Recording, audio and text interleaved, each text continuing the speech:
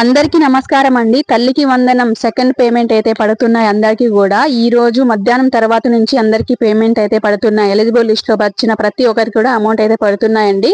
ఒకసారి మీ బ్యాంక్ అకౌంట్లు balance check చేసుకోండి. మెసేజ్ రాకపోయినా మీకున్న అకౌంట్ లో అయితే ఒకసారి బ్యాలెన్స్ అయితే చెక్ చేసుకోండి. చాలా మందికి అయితే పడ్డాయండి. ఇప్పటికే ఈ ప్రాసెస్ అనేది ఈ రోజే కాదండి, ఒక 3 నుంచి 5 డేస్ వరకు అమౌంట్ అనేది పడుతూ వస్తాయి. ఒకే రోజు అందరికి వెయ్యరు.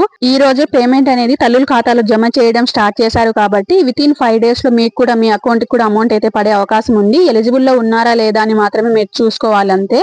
ఇంకా చాలా మందికి ఉన్న డౌట్ ఏంటి అంటే పేమెంట్ ప్రాసెస్డ్, అలాగే అండర్ వెరిఫికేషన్, అలాగే పేమెంట్ హోల్డ్ బై డిపార్ట్మెంట్ అని ఇలా చాలా ఎర్రర్స్ వస్తున్నాయి. మాకు అమౌంట్ పడతాయా లేదా అనేసి చాలా మంది అయితే అడుగుతున్నారు, కామెంట్ చేస్తున్నారు. ఖచ్చితంగా మీకు అమౌంట్ అనేది పడుతుందండి. పేమెంట్ ప్రాసెస్డ్ ఉన్నా లేకపోతే పేమెంట్ హోల్డ్ బై డిపార్ట్మెంట్ అలా ఏమన్నా వచ్చినట్లయితే మీకు ఖచ్చితంగా అమౌంట్ పడుతుంది. వితిన్ 5 డేస్ లోపల పడుతుందండి ఈ రోజు నుంచి. సో మీకున్న అకౌంట్ యాక్టివ్ లో ఉందా లేదా చెక్ చేసుకోండి. అండ్ అమౌంట్ కూడా ఖచ్చితంగా పడుతుంది. బ్యాలెన్స్ అనేది చెక్ చేస్తూ ఉండండి. మెసేజ్ రూపంలో కొంతమందికి వస్తుంటాయి, కొంతమందికి మెసేజ్లు రావు.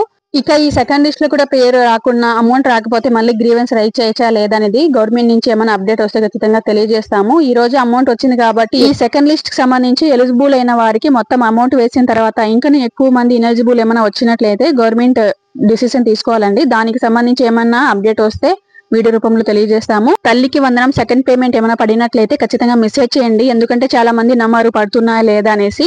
సో మీకు పడిన వాళ్ళు ఎవరైనా కామెంట్ చేసినట్లయితే వాళ్ళకి ఒక ధైర్యం వస్తుంది. ఎందుకంటే మాకు పడుతుంది, ఎలిజిబుల్ లిస్ట్ లో ఉన్నింది, సో మాకు కూడా పడుతుంది అనేసి వాళ్ళు కూడా కొంచెం ధైర్యంగా ఉండగలుగుతారు.